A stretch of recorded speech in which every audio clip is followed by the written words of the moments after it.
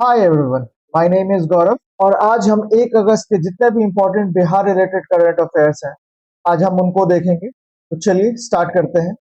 हमारा आज का पहला टॉपिक है Bihar flavoured makhana export to Canada. यह लोकल से ग्लोबल होने का बड़ा कदम, मुख्यमंत्री। चलिए ये पूरा न्यूज़ क्या है देखते हैं। तो बिहार से फ्लेवर्ड मखाना एक्सपोर्ट किया गया है टू कनाडा। कहाँ से? दरभंगा से ये गया है शिपमेंट टुवर्ड्स कनाडा। तो द कंसाइनमेंट जो था वो 7 मेट्रिक टन्स ऑफ फ्लेवर्ड मखाना लेके निकला है फ्रॉम मुद्रा port of Gujarat. The shipment was facilitated bye APEDA, क्या है? Agriculture and process food products export development authority. तो ये फैसिलिटेट किया है, अपेडा ने फैसिलिटेट किया है इस एक्सपोर्ट को। और इसका जो प्रोसेसिंग हुआ है उसको प्रोसेस किया है एंड पैकेज किया है by Nutriwin agro private limited according to the internationally quality and food safety standards के अकॉर्डिंग इसको प्रोसेस एंड पैकेज किया गया है। न्यूज में की फैक्ट्स की बात की जाए तो कहाँ से ये एक्सपोर्ट हुआ है? तो दरभंगा से। Destination is Canada. 7 metric tons गया है। क्या है प्रोडक्ट? तो it is value added flavoured makhana को एक्सपोर्ट किया गया है। एक्सपोर्ट रूट अगर देखा जाए तो दरभंगा से मुद्रा पोर्ट के वाया कनाडा। देन इंपोर्टर कौन है? ZKB foods Canada. फैसिलिटेट कौन किया है? अपेडा ने। And processed and packaged by Nutriwin agro private limited. इसमें बताया जा रहा है कि पर केजी किसानों जो पर केजी जो फ्लेवर्ड मखाना है उसका दाम मिलेगा लगभग 1050 टू 1300 पर केजी, उसका दाम मिलेगा। Then APETA stated that the value addition and direct international market access could provide farmers with more than 50% higher returns. मखाना के बारे में कुछ इंपॉर्टेंट फैक्ट देख लेते हैं। मखाना is basically popped seed of aquatic plant Urale ferox and is commonly known as foxnut कहा जाता है और gorgon nut इसका नाम है। It grows in ponds, wetlands and shallow water bodies. Bihar account करता है लगभग 85% of makhana production. Major producing district की बात की जाए तो Darbhanga, Madhubani, Purnia, Katihar, Saharsa, Supaul, Araria and Kishanganj. These all are in northern Bihar, north Bihar. तो मिथिला मखाना को जीआई टैग मिल चुका है in the year 2022। Its GI registration is in class 29 and registered geographical area in Bihar. Geographical area is Bihar. अगर अपेडा की रोल की बात की जाए तो फुल फॉर्म है क्या? Agriculture and process food product export development authority. Export को प्रमोट करती है। It is a statutory body under the ministry of commerce and industry and it was established under APEDA act 1985 और ये functional हुआ था 13 फरवरी 1986 से। मखाना के प्रोडक्शन के लिए नेशनल मखाना बोर्ड को लॉन्च अनाउंस किया गया था in the budget 2025-26। So the establishment of Makhana Board in Bihar was announced in budget 25-26. It aims to improve production, processing, value addition, marketing and organization of Makhana farmers into FPOs. इसके लिए एक central sector scheme भी develop किया गया था of मखाना के लिए 476.03 crore allocate किया गया है बिटवीन द पीरियड ऑफ 2025-26 से 2030-31 के बीच में इतना आउटले हुआ है। It focus area includes quality seed research, farming, training, harvesting, processing, branding, quality control and export promotion of makhana. So this was the news. चलिए क्वेश्चन देख लेते हैं। With reference to makhana and export promotion, consider the following statements. The shipment of flavored makhana from Darbhanga to Canada was facilitated by APEDA and the route routed through Mudra Port. This is correct statement. Mithila Makhana received the GI tag in 2022. This is also the correct statement. The establishment of Makhana Board in Bihar was announced in the Union Budget 2025-26. This is also the correct statement. And APEDA is a statutory body under the Ministry of Agriculture and Farmers Welfare. This is wrong. APEDA आता है Ministry of Commerce and Industry and not Ministry of Agriculture के अंदर. So 1, 2 and 3। अगला news है हमारा। बिहार में जो indigenous vaccine है उसको लॉन्च करने के लिए सर्वे चलाया जा रहा है बाई ICMR। तो पता चला है बिहार में, खासकर बिहार में डुअल डेंगू सीरोटाइप का पता चला है कि एक इंसान में दो दो तरह वैरायटी के डेंगू के सीरोटाइप पाए जा रहे हैं, उसी के रिगार्डिंग ये न्यूज है। बिहार में डेंगू का डबल अटैक, 70% 70 सैंपल की जांच में 15 में एक साथ मिले दो दो वायरस। तो इसी के रिगार्डिंग ये न्यूज है। चलिए देखते हैं। वायरोलॉजी डिपार्टमेंट ऑफ आईजीआईएमएस ने एक इन्वेस्टिगेशन किया पटना में, जो डिटेक्ट किया है simultaneously presence of two dengue virus serotypes in several samples collected in Bihar. Of the 70 sample, 15 sample which is about 21.4% so dual serotype infection। Dual serotype का meaning क्या है? चलिए पहले डेंगू के बारे में हम डेंगू के बारे में कुछ फैक्ट देखते हैं। तो dengue is a mosquito borne viral disease caused by dengue virus belonging to Flavividae family। तो डेंगू फ्लैविवर्डे फैमिली से बिलोंग करता है डेंगू वायरस, और ये ट्रांसमिट होता है through female Aedes aegypti mosquitoes. Aedes albopictus can act as a vector. So female Aedes aegypti and Aedes albopictus can act as vector। इन दोनों के मच्छरों के थ्रू ये ट्रांसमिट होता है। The mosquito primarily bite during the day time, ये सुबह के, खासकर सुबह के समय ये काटते हैं। और इनके चार डिस्टिंक्ट सीरोटाइप होते हैं, जो जिसकी बात की गई है न्यूज आर्टिकल में, डेनवी 2, डेनवी 3 एंड डेनवी 4। तो बिहार में डेनवी 3 सबसे ज्यादा सीरोटाइप बिहार में पाया जा रहा है, मतलब इससे सबसे ज्यादा, इस सीरोटाइप से सबसे ज्यादा इन्फेक्ट है बिहार में। और कुछ कुछ जगह रिपोर्ट किया गया है, कुछ कुछ जगह रिपोर्ट किया गया है कि दो वैरायटी, दो सीरोटाइप मिल रहे हैं कुछ मरीजों में बिहार में। तो ये इसलिए इंपॉर्टेंट हो जाता है क्योंकि बिहार में देश में इंडिजिनस डेंगू वैक्सीन को लॉन्च किया जाएगा। तो हमें जानना ये जरूरी है कि किस किस सीरोटाइप कौन कौन से रीजन में प्रिडोमिनेंट है। इस चलते ये सर्वे किया गया। तो जो इंडिजिनस डेंगू वैक्सीन है उसको कहा जाएगा डेंगीऑल। So dengue is an indigenous live attenuated tetravalent dengue vaccine candidate being developed by Panacea Biotech in collaboration with ICMR। So ICMR के साथ मिलकर Panacea Biotech ने ये डेंगीऑल इंडिजिनस डेंगू वैक्सीन को डेवलप किया गया है। तो इसी को रोल आउट करने के लिए ये सीरोटाइप मैपिंग की जा रही है, ताकि पता चले किस एरिया में कौन सा सीरोटाइप प्रीडोमिनेंट है। तो पटना में पता चला है, major finding reported in Bihar, खासकर बिहार में। तो डेनवी 3 यहाँ पे के 19 सैंपल्स मिले हैं, डेनवी 1 के 15 सैंपल्स मिले हैं, और डेनवी 2 के 13 सैंपल्स मिले हैं। The report identifies Dengue 3 as the predominant serotype in Bihar samples. At national level, the report states that Dengue 2, as national level पर Dengue 2 accounted for approximately 51% of the studied sample। इस study में एक और चीज पाया गया था। Findings are important because the Indian Council of Medical Research is mapping circulating dengue serotypes. कौन कौन से एरिया में कौन कौन से सीरोटाइप चल रहे हैं उसको इवेलुएट कर रही है, ताकि जो India's indigenous tetravalent dengue vaccine है उसको रोल आउट किया जा सके।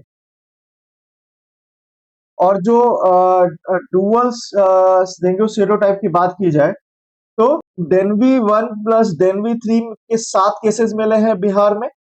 डेनवी 1 प्लस डेनवी 4 के 5 केसेस मिले हैं। डेनवी 2 प्लस डेनवी 3, मतलब एक एक पर्सन में, मतलब ऐसे 7 लोग हैं जिनमें ये दोनों वैरायटी मिल रहे हैं, ऐसे 5 लोग हैं जिनमें ये दोनों वैरायटी मिल रहे हैं, और ऐसे 3 केसेस है जिनमें ये दोनों वैरायटी मिल रहे हैं। तो बिहार में ऐसे टोटल 15 केसेस है।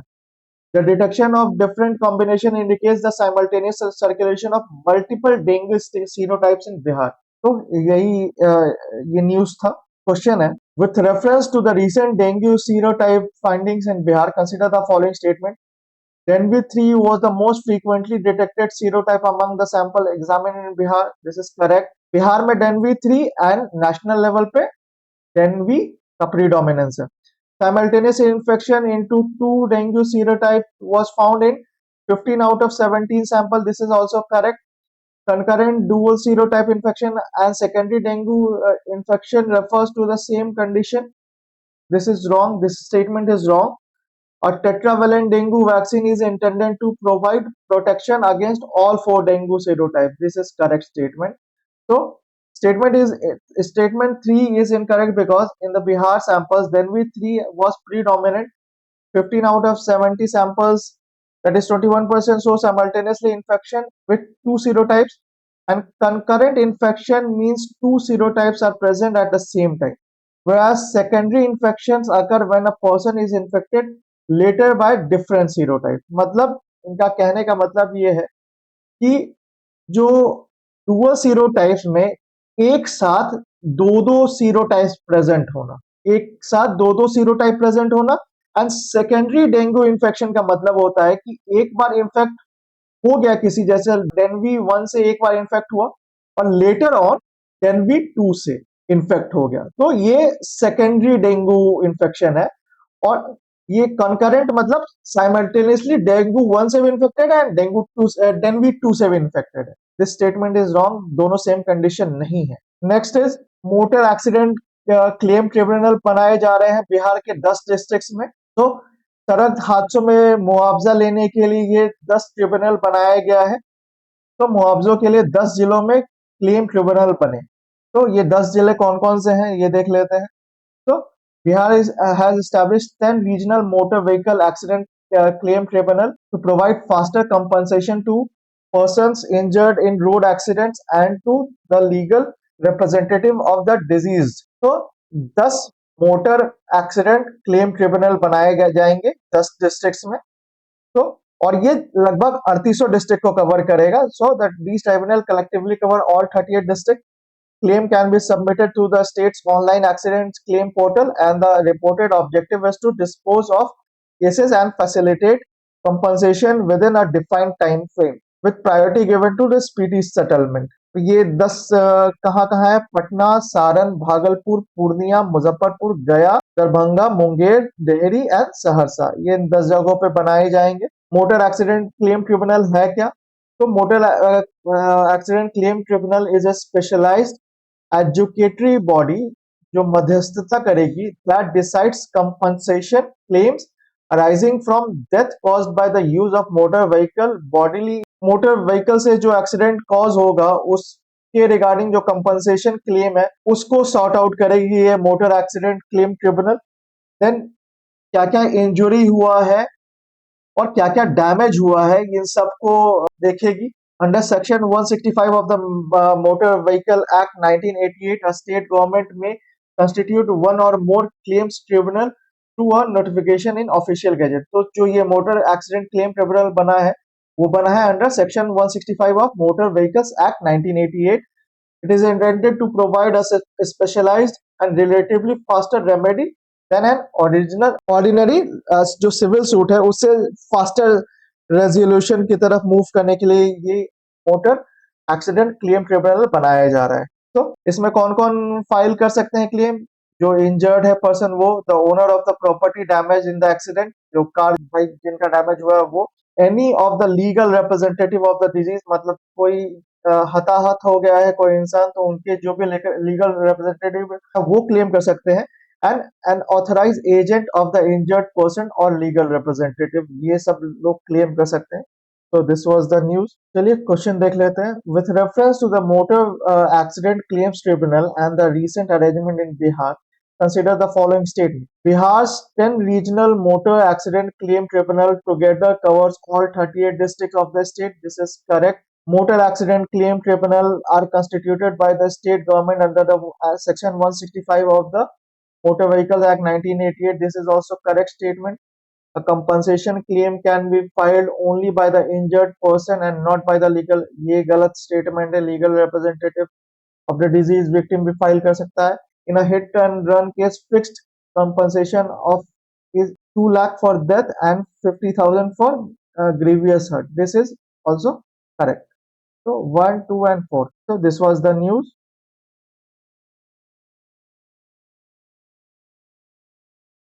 तो अगला न्यूज है Bihar district level airport expansion regarding Bihar district level airport expansion plan. तो लगभग 16 डिस्ट्रिक्ट में एयरपोर्ट्स प्रपोज किए गए हैं। इसमें बताया गया है कि एयरपोर्ट योजना में 19 जिले, जो बिहार के अभी 38 में से 19 जिलों, अभी भी इनको एयरपोर्ट्स का कोई प्रपोजल नहीं मिला है। एयरपोर्ट योजना में 19 जिले अभी बाहर, सीमावर्ती लोगों को बनारस जाना पड़ता है मजबूरी, उनकी मजबूरी है बनारस जाना। तो क्या है ये न्यूज?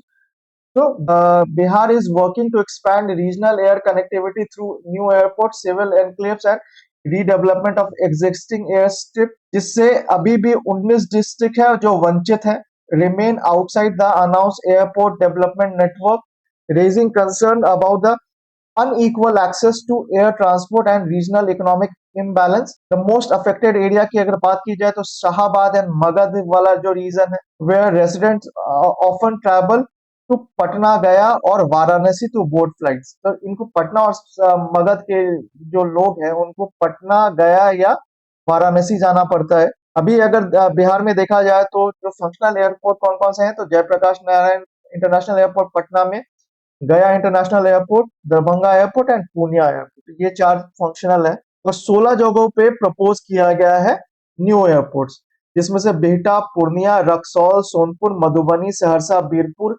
मुजफ्फरपुर, मुंगेर, भागलपुर, वाल्मीकि नगर, छपरा, सिवान, गोपालगंज, उलाव जो बेगूसराय में है एंड मोतिहारी, इन सबको प्रपोज किया गया है।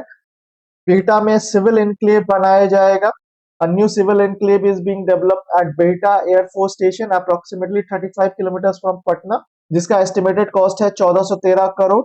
और यहाँ पे initial passenger handling capacity will be 50 lakh passenger annually with provision for further expansion.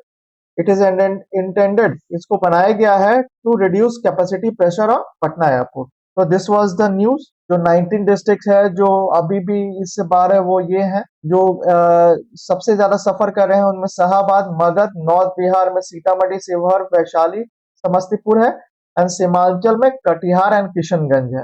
तो दिस वाज द न्यूज। चलिए क्वेश्चन देख लेते हैं। With reference to the expansion of air connectivity in Bihar, consider the following statements. Bihta is being developed as a civil enclave at the Air Force Station to reduce pressure on Patna Airport. This is correct statement. Ulao is proposed airport location situated in Begusarai district. This is also correct. All district of Shahabad region have been included in the announced airport development. नहीं, शाहबाद और मगध को include नहीं किया गया है। The announcement of an airport project necessarily implies that scheduled commercial flight have begun. This is also wrong statement. So 1 and 2. This news regarding जो grievance redressal portal था, mechanism कह सकते हैं, जिसको हम सहयोग शिविर के नाम से जानते हैं, उसके रिगार्डिंग ये न्यूज है। तो सहयोग शिविर में हाई माह में 5.83 लाख आवेदन प्राप्त हुए, जिसमें से 5.33 लाख आवेदनों का निपटारा हो चुका है। ग्रीवांस लोगों के रिड्रेस हो चुके हैं। 5.83 लाख आवेदनों में ग्रीवांस रिड्रेस हो चुका है। आइए देखते हैं ये पूरा न्यूज है क्या। तो बिहार सहयोग शिविर प्रोग्राम रिसीव 5.83 लाख एप्लीकेशन। जो लोग जो सफर कर रहे हैं, जिनको time bound public service deliver नहीं हो पा रहा है, वैसे 5.83 लाख लोगों ने एप्लीकेशन दिया था in 12 camps organise between 19 May and 30 July 2026। Of this 5.33 lakh लोगों का एप्लीकेशन का निपटारा हो चुका है। The highest number of complaint was reported from Bhojpur, west Champaran, Patna, Begusarai and Muzaffarpur.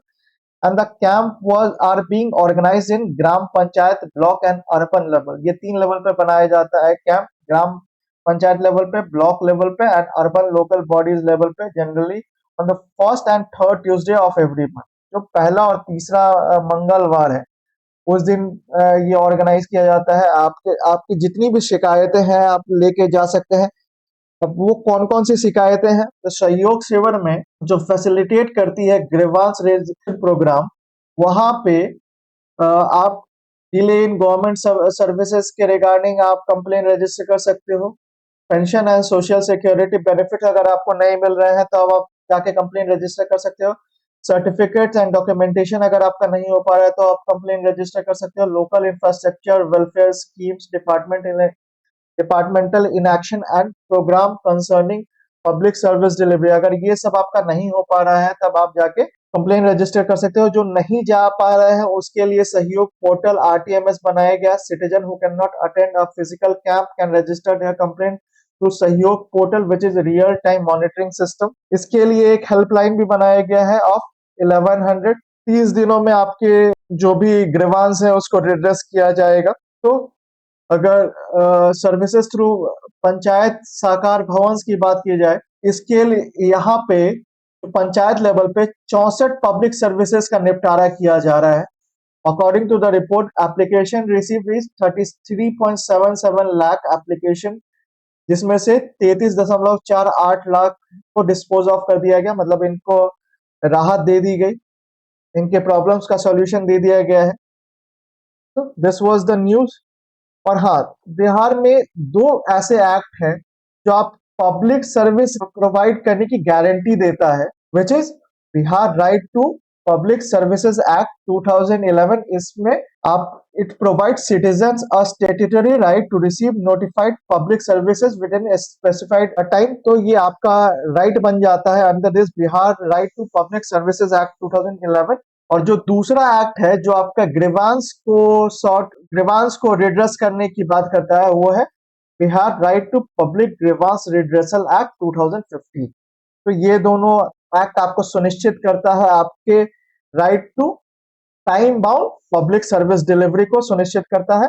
One is this one and the second one is this one. So question is, with reference to the Bihar's public service delivery and grievance redressal mechanism, consider the following statement. Sahyog Shivir facilitates the registration and monitoring of citizens' complaint at Panchayat, block and urban local body levels. This is correct. The Bihar Right to Public Service Act 2011 provides for the time-bound delivery of notified public services. This is correct. The Bihar Right to Public Grievance Redressal Act 2015 gives the citizen the right to hearing and redress of grievance public authority. This is also correct. ये दोनों act आपको सुनिश्चित करता है। The toll-free helpline associated with Sahyog system is 1100. This is also correct. So all four statements are correct. 1, 2, 3, and 4. Next is regarding urban infrastructure development and development of bypass projects, जो कि NH 333A से linked है इन बिहार। इसके regarding ये news है। तो बिहार में शहरों की सूरत बदलेगी, यातायात आसान होगा।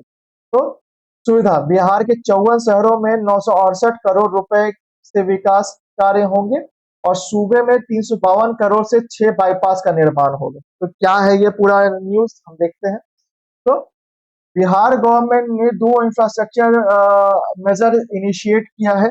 968 करोड़ के लागत से 54 सिटीज में इंफ्रास्ट्रक्चर डेवलप किया जाएगा, अर्बन इंफ्रास्ट्रक्चर डेवलप किया जाएगा, और जिसके लिए 320 करोड़ इमीडिएटली एलोकेट कर दिया गया है, और 351.98 करोड़ के लागत से 6 नए बाईपास बनाए जाएंगे और नेशनल हाईवे 333A। यही इसके रिगार्डिंग ये न्यूज था। जो अर्बन इंफ्रास्ट्रक्चर की बात की जाए, जो 54 सिटीज में बनेंगे, तो वो क्या क्या है। तो कंस्ट्रक्शन एंड पेविंग और स्मॉल एंड मीडियम रोड्स बनाए जाएंगे, ward and neighbourhood level connecting roads बनाए जाएंगे, drains and drainage system develop किया जाएगा, small bridges and culverts develop किया जाएगा, footpath and street light develop किया जाएगा, handpumps, public toilets, small parks, community buildings, इन सबको बनाने के लिए 968 करोड़ रुपए दिए गए हैं बिहार सरकार ने। और जो हाईवे प्रोजेक्ट है, जहाँ पे 6 बाईपास, ये तो बिहार गवर्नमेंट का प्रोजेक्ट है, और ये जो 6 बाईपास है वो डेवलप करेगी, उसका डेवलप करेगा।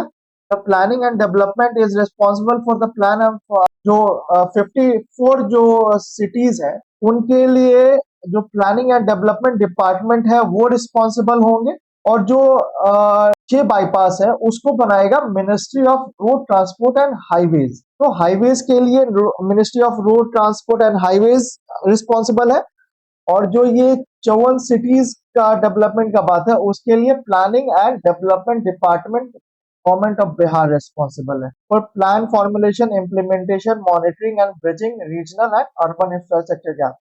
वो 54 सिटीज जो कवर्ड है वो ये है, ये सारे हैं, और जो 6 बाईपास है उनका लोकेशन ये है, जिनका एस्टिमेटेड कॉस्ट है 351.98 करोड़। और जो ये 54 सिटीज डेवलप किए जा रहे हैं वो आएंगे अंदर chief minister area development scheme. So the scheme enables elected representative to recommend locally needed development projects. The money is not directly handed over to the MLA. Approved works are executed through government agencies, and Bihar's current framework provides an annual allocation of 4 crore for per MLA for recommended development work. 4 crore दिए जाते हैं अभी MLAs को for local area development. तो this was all the news. चलिए question देख लेते हैं। With reference to the recent infrastructure development initiative in Bihar, consider the following statements. Development work worth 968 crore has been approved for 54 cities of Bihar for 2026-27. ये correct statement है। The urban projects will be implemented under the Chief Minister Area Development Scheme. This is also correct statement. 6 bypasses are proposed on NH 331 which connect southern Bihar with Jharkhand. This is also correct.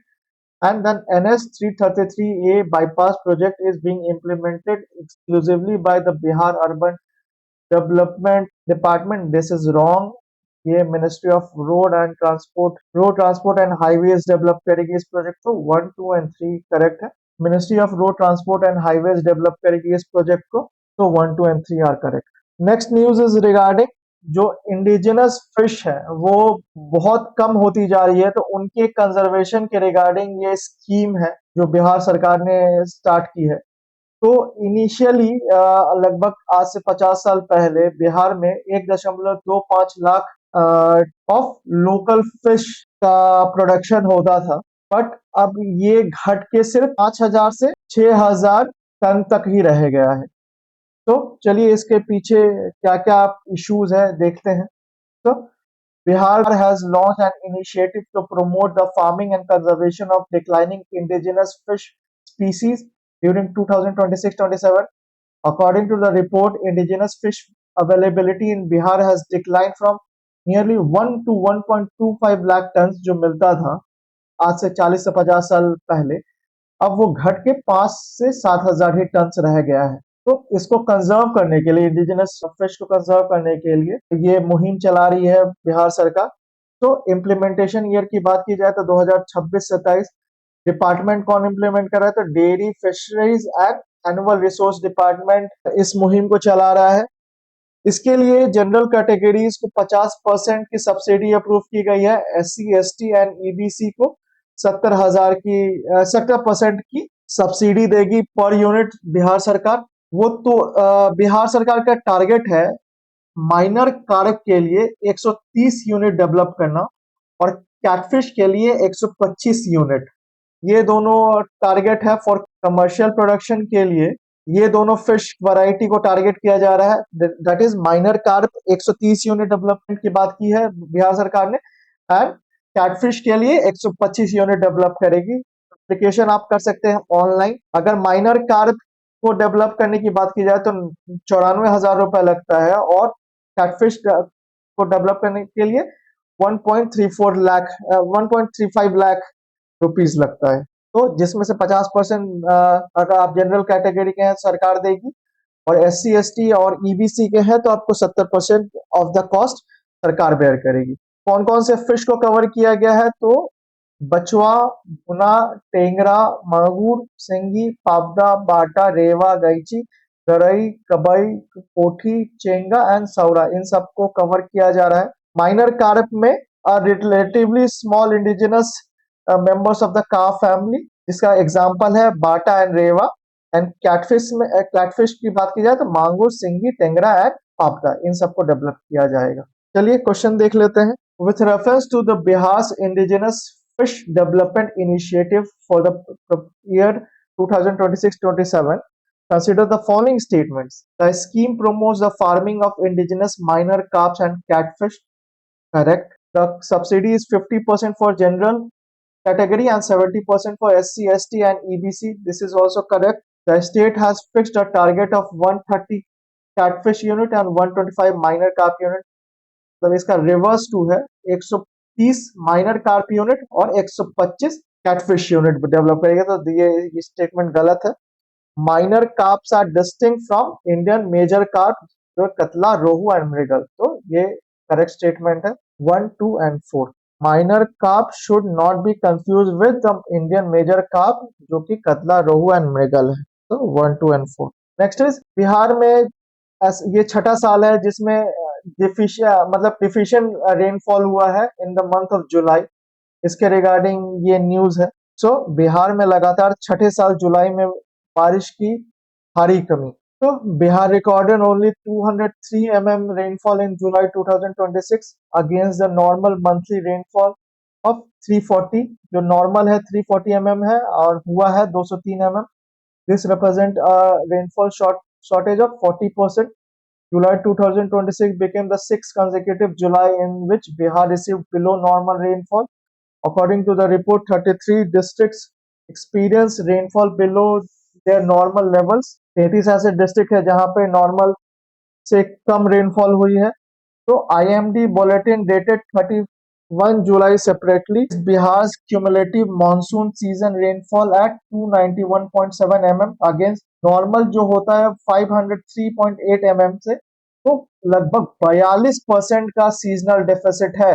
इसमें अगर major deficits की बात की जाए तो 71% सीतामढ़ी सबसे major deficit है, then Darbhanga, then Jahanabad, Sheohar, Madhubani, Jamui, Banka, Kaimur, Saharsa, Bhagalpur.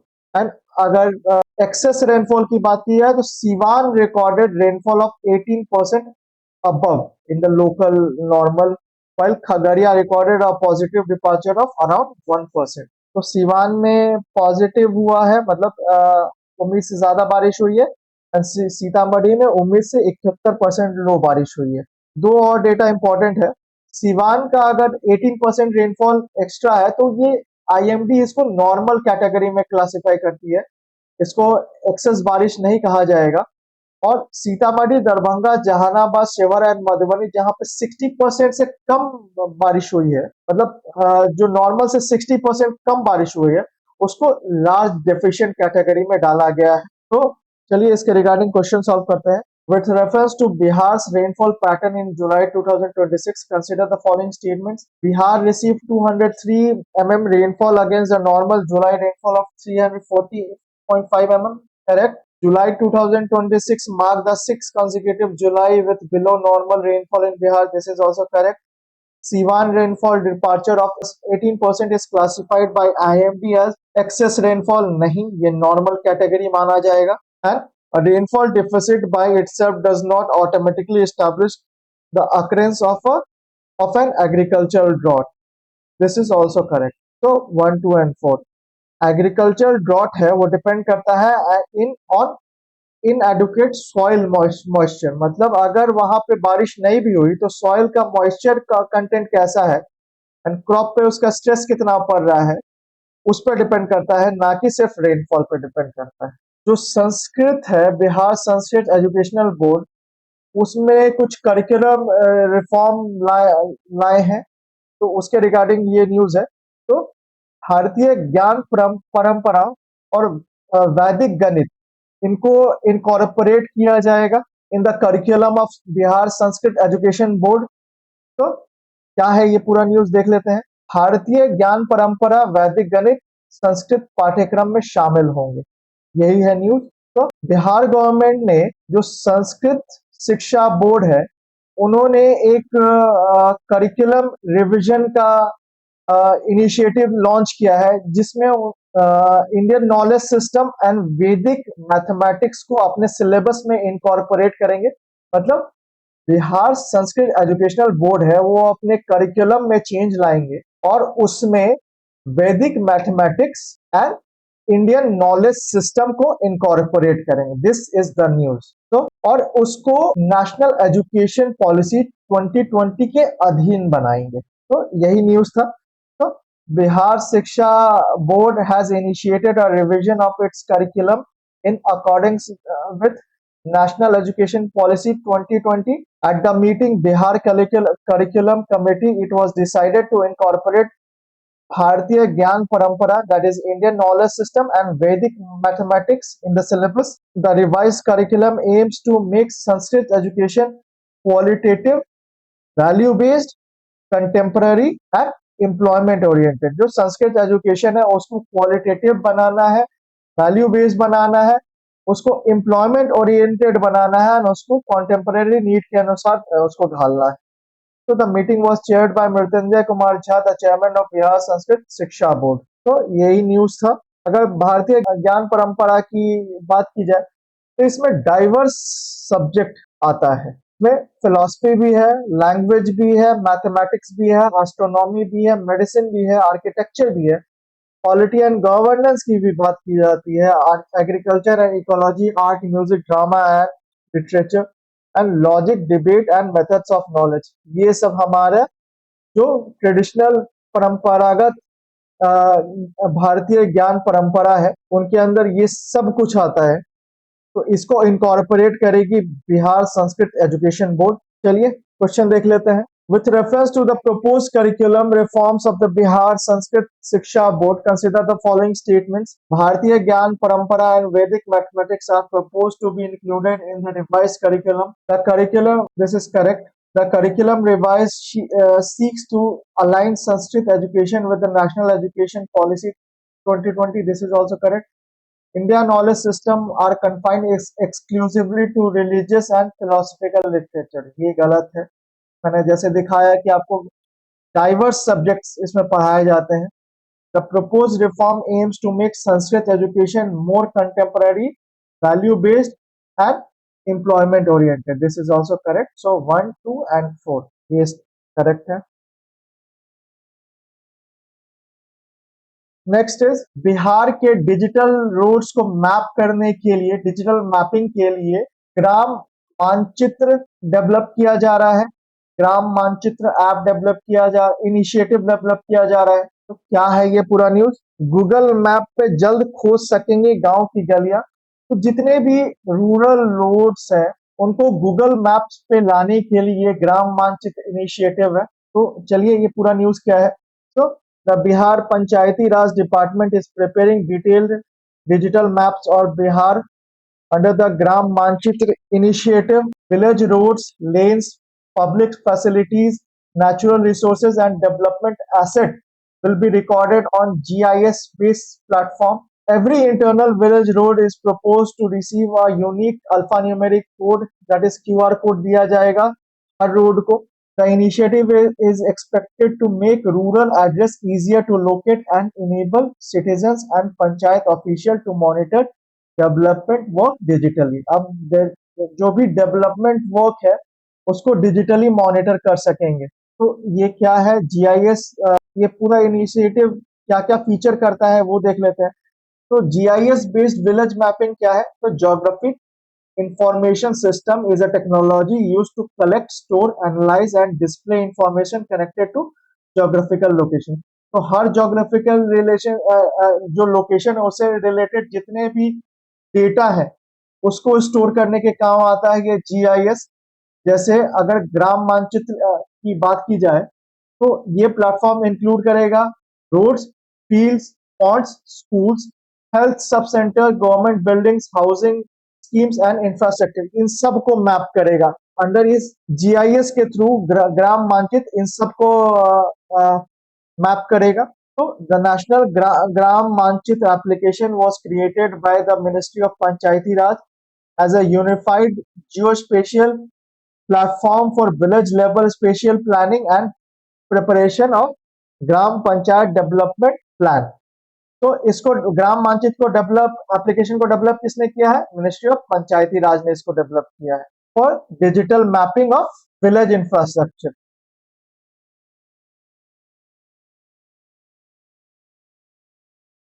चलिए क्वेश्चन देख लेते हैं। विथ रेफरेंस टू बिहार ग्राम मानचित्र initiative and related digital platform, consider the following statement. Gram Manchitra uses GIS technology for spatial planning and visualization of village assets. Correct. Under the proposed intra-village road coding system, each village road may receive a unique alphanumeric code, that is QR code. Sahi. Swamitva is primarily associated with drone-based mapping of rural inhabited areas and issuance of property card. This is also correct. And Gram Manchitra and Google Maps are identical platform administered by the ministry. नहीं ये गलत statement है। सो 1, 2 and 3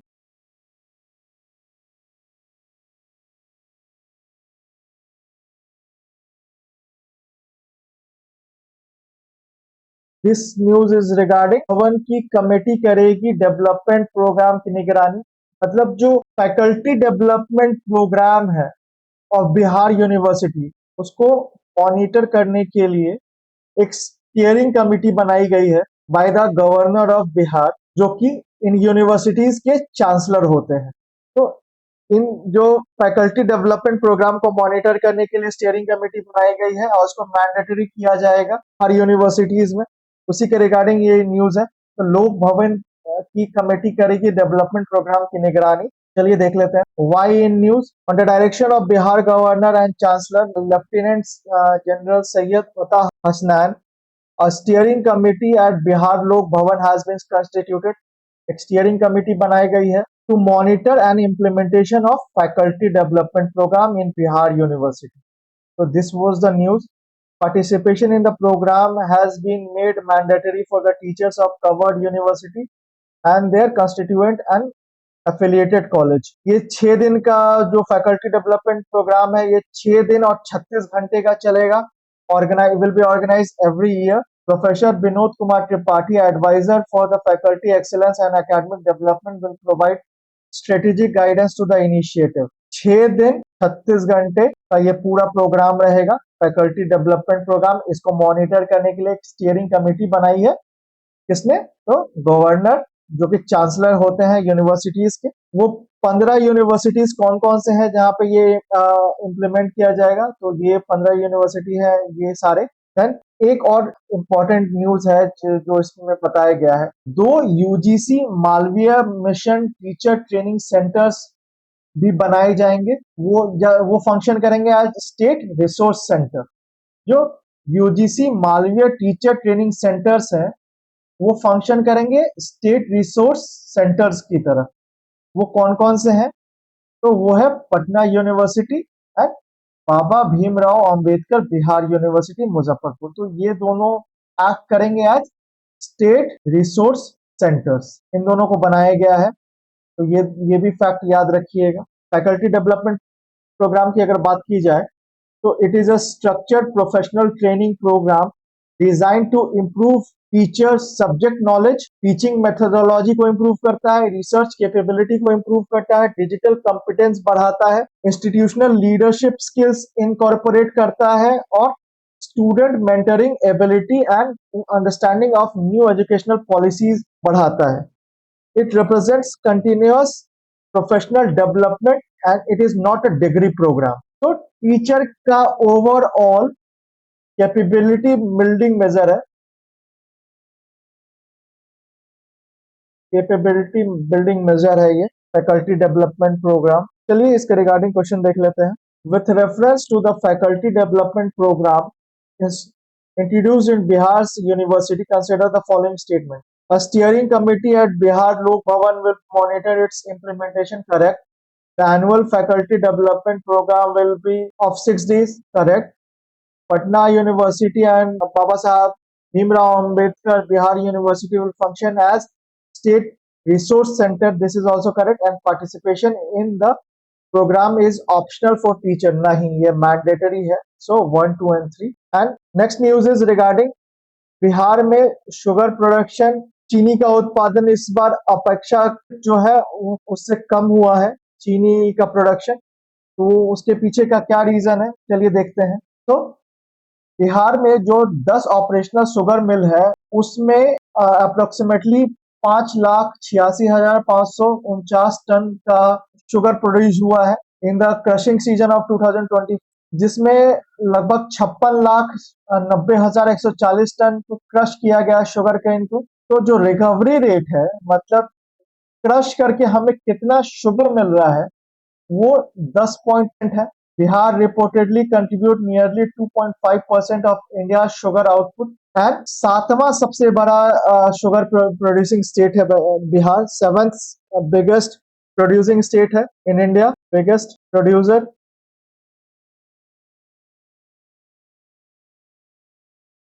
sugar recovery rate क्या होता है? तो sugar recovery rate है हम कितना शुगर केन को क्रश करके कितना शुगर हमें मिलता है, शुगर केन को क्रश करके कितना शुगर हमें मिलता है उसको हम रिकवरी रेट कहते हैं 10.3% है हमारी रिकवरी रेट। प्रोडक्शन है हमारा 5,80 टन और हमने क्रश कितना किया है 56,90,140 टन को क्रश किया है। तो फैक्ट्स की बात की जाए तो ऑपरेशनल शुगर मिल्स है 10। Sugar mill sugar cane crush इतना हुआ है, शुगर प्रोड्यूस हुआ है लगभग 5,86,539 टन। रिकवरी रेट रहा है हमारा 10.3%। नेशनल शेयर की बात की जाए तो 2.5% है हमारा नेशनल शेयर और बिहार का 7th है रैंक इन प्रोडक्शन। ये अलग अलग शुगर मिल्स ने कितना कितना प्रोड्यूस किया है वो है डेटा, जिसमें Harinagar recorded the highest production while Rika recorded the lowest. The reopening of Riga sugar mill after an interruption of around 4 years was nevertheless an important development for the local sugar economy. Sugar mills की इतनी बात हो रही है क्योंकि government is focusing on ethanol production. That's it. तो ये topic आपके लिए इम्पोर्टेंट हो जाता है। बिहार में कितने शुगर मिल्स हैं, कितने ऑपरेशनल है, कितने नए खुलने वाले हैं, ये सारे आपके एग्जाम पॉइंट ऑफ व्यू से बहुत इंपॉर्टेंट है। चलिए इसके रिगार्डिंग क्वेश्चन सॉल्व कर लेते हैं। With reference to the Bihar sugar industry in the 2025 crushing season, consider the following statement. Bihar's 10 operational sugar mill produced approximately 5.87 lakh tons of sugar. This is correct. Around 56.9 lakh tons of sugar cane were crushed during the season. This is also correct. Harinagar sugar mill recorded the highest sugar production while Riga recorded the lowest. This is also correct statement.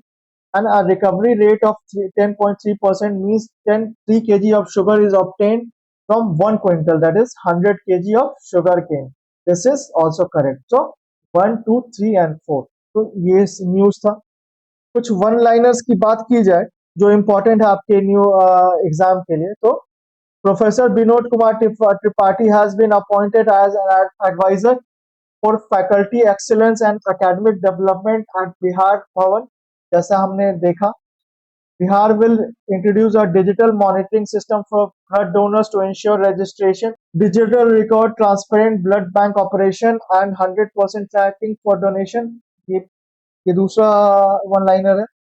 Bihar has authorized panchayat mukhias in selected district to permit the hunting of crop damaging nilgais, जिसको घोरपरास कहते हैं, and wild boars, providing relief to affected farmers. तो National Statistics Office has launched India's first nationwide mobile app-based survey to collect reliable data on gig and platform workers. Former chief minister Nitish Kumar ने doctor APJ Abdul Kalam science city Patna में को visit किया। Bihar plans to return unused land of closed sugar mills transferred to the industries department for reopening sugar factories, including the 118-acre Baramanki sugar mill site in Purnia. तो वो सारे land जो industry department को transfer कर दी गई थी उसको वापस लौटाएगी। A workshop has been organized at Danapur railway station on Munshi Premchand birth anniversary, highlighting his itinerary, a literary contribution and realistic portrayal of social evils and problems. And AIMS Patna has launched an advanced skill lab and seminar room for simultaneous based training in modern cancer surgery techniques. तो modern cancer techniques के regarding training provide करेगा AIIMS Patna. So this was all the one liners. Thank you.